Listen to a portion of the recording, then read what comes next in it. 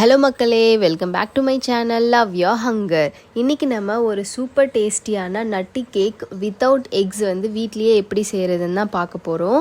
So நான் வந்து OTG use பண்ணி தான் பண்ணியிருக்கேன். அதுக்கான இன்க்ரீடியன்ட்ஸ்லாம் நம்ம என்னென்ன அப்படின்னு பார்த்துடலாம். இதில் வந்து மில்க் யூஸ் பண்ண போகிறோம். அந்த மில்க் வந்து full fat or toned milk, இது ரெண்டுத்தில் ஏதாச்சும் ஒன்று வாங்கி நீங்கள் அதை வந்து காய்ச்சி ஆற வச்சுக்கணும். நெக்ஸ்ட்டு பட்டர் வந்துட்டு ரூம் டெம்பரேச்சரில் இருக்கும் போது தான் அளக்கணும். லைக் அது சாஃப்டன் ஆனதுக்கப்புறம் தான் அதை வந்து நம்ம மெஷரே பண்ணணும். அதை மெஷர் பண்ணி நம்ம வந்து நல்லா டபுள் பாயிலிங் மெத்தடில் அந்த இது கரைச்சிட்டு நீங்கள் கூல் டவுன் பண்ணி வச்சுக்கணும். ஸோ கேர்டு வந்துட்டு 3/4 கப்பு. கேர்டு வந்துட்டு பார்த்தீங்கன்னா டப்பா தயிர் தான் யூஸ் பண்ணணும், இல்லைனா தண்ணி நல்லா வடிகட்டிட்டு கட்டி தயிராக நீங்கள் யூஸ் பண்ணிக்கணும். Milk 1/3 cup, butter 1/2 cup, 1/2 cup vanilla extract 1. So இது எல்லாமே மொத்தமாக போட்டுட்டு நான் பீட்ரு வச்சு நல்லா பீட் பண்ணியிருக்கேன் 1 மினிட்டு. நீங்கள் விஸ்க் வச்சு பண்ணுறதா இருந்தால் ஒரு 3 மினிட்ஸ் வந்து நல்லா பீட் பண்ணுங்கள். நெக்ஸ்ட் வந்து ட்ரை இன்க்ரீடியன்ட்ஸு. அதுக்கு மைதா வந்து 1 கப் எடுத்திருக்கேன், salt 1/2 teaspoon, cornflour 1.5 table spoon, baking powder 1 teaspoon, baking soda 1/2 teaspoon. அதுக்கப்புறம் இது எல்லாத்தையும் மொத்தமாக போட்டு நல்லா சலித்து 3 தடவை சலிக்கணும். சலித்ததுக்கப்புறமா அதில் சுகர் ஆட் பண்ணிக்கலாம். சுகர் வந்து 3/4 கப் யூஸ் பண்ணிக்கோங்க. இது எல்லாமே நல்லா விஸ்க் வச்சு மிக்ஸ் பண்ணதுக்கப்புறமா நடுவில் வந்து ஒரு குழி மாதிரி பண்ணிவிட்டு நம்ம கலக்கி வச்சுருந்தோம்ல வெட் இன்க்ரீடியன்ஸு, அதை வந்து இதில் ஆட் பண்ணிவிட்டு நல்லா கட் அண்ட் ஃபோல்ட் பண்ணி வச்சுக்கோங்க. ஓரளவுக்கு மிக்ஸ் வந்து ரெடியானதும் நீங்கள் வந்து நட்ஸு யூஸ் பண்ண போகிறோம். உங்களுக்கு என்னென்ன நட்ஸ் யூஸ் பண்ணணும்னு தோணுதோ அது எல்லாமே நீங்கள் யூஸ் பண்ணலாம்.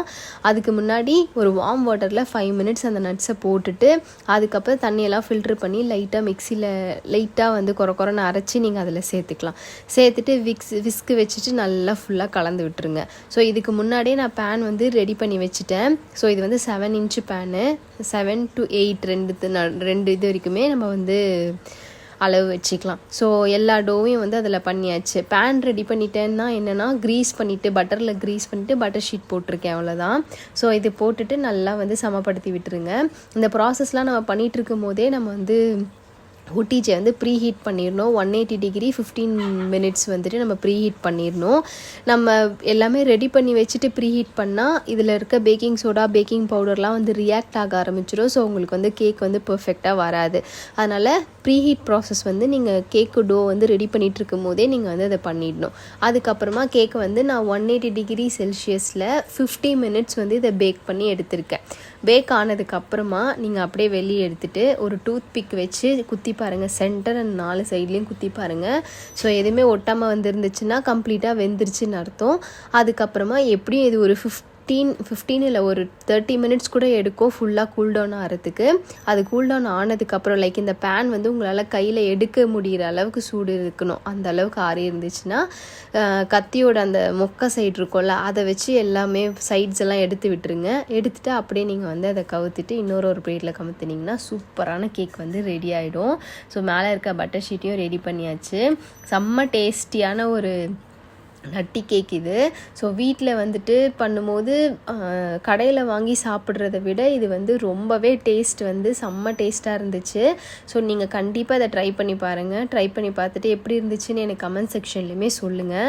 ஸோ உங்களுக்கு பார்த்தாலே அது தெரியும் அதோட டெக்ஸ்சர் பாருங்கள் எப்படி இருந்திருக்குன்னு சொல்லிட்டு. ஸோ அந்த கேர்டு இதெல்லாம் நம்ம யூஸ் பண்ணுறதுனால இந்த டெக்ஸ்சர் தான் நம்மளுக்கு வரும் கேக்கில். ஸோ நான் இதை உங்களுக்கு கட் பண்ணியும் காமிக்கிறேன். மேலே இருக்கிறது வந்து பார்த்திங்கன்னா கொஞ்சம் வந்து நம்மளுக்கு லைட்டாக கிறிஸ்பியான ஒரு ஃபீலில் தான் இருக்கும். ஸோ அதை உள்ளே இருக்க ஸ்மூத்தான கேக்கில் வந்து சேர்த்து சாப்பிடும்போது இன்னுமே நல்லா வந்து ஒரு டேஸ்ட் வந்து நம்மளுக்கு கிடைக்கும். ஸோ நீங்கள் வந்து இதை கண்டிப்பாக ட்ரை பண்ணி பாருங்கள். ஸோ பார்த்திங்கன்னா தெரியும் உள்ளே எல்லாமே நல்லா குக் ஆகிட்டு அந்த ஸ்க்ராம்பிள்டு அந்த ஒரு டெக்ஸ்சர் வந்து உங்களுக்கு வந்து கிடச்சிருக்கும். எக்லாம் யூஸ் பண்ணால் தான் நம்மளுக்கு அந்த சாஃப்டாக அந்த கேக் இருக்கும்ல கடையிலலாம் இருக்கும்ல அந்த மாதிரி ஒரு டெக்ஸ்சர் கிடைக்கும். இது பார்த்திங்கன்னா அந்த பனானா கேக்லாம் கடையில் வைப்பாங்களா அந்த மாதிரி ஒரு டெக்ஸ்சரில் தான் வந்து இது நம்மளுக்கு கிடைக்கும். ஆனால் நம்ம எக் இதில் யூஸ் பண்ணலை. ஸோ ஃபைனலாக என்னோடய கேக் வந்து இப்படி தான் இருந்துச்சு. டேஸ்ட் வைஸ் நோ காம்ப்ரமைஸ், செம்ம டேஸ்ட்டாக இருந்துச்சு. ஸோ நீங்களும் ட்ரை பண்ணி பார்த்துட்டு எப்படி இருந்துச்சுன்னு எனக்கு கமெண்ட்ஸ் பண்ணுங்கள்.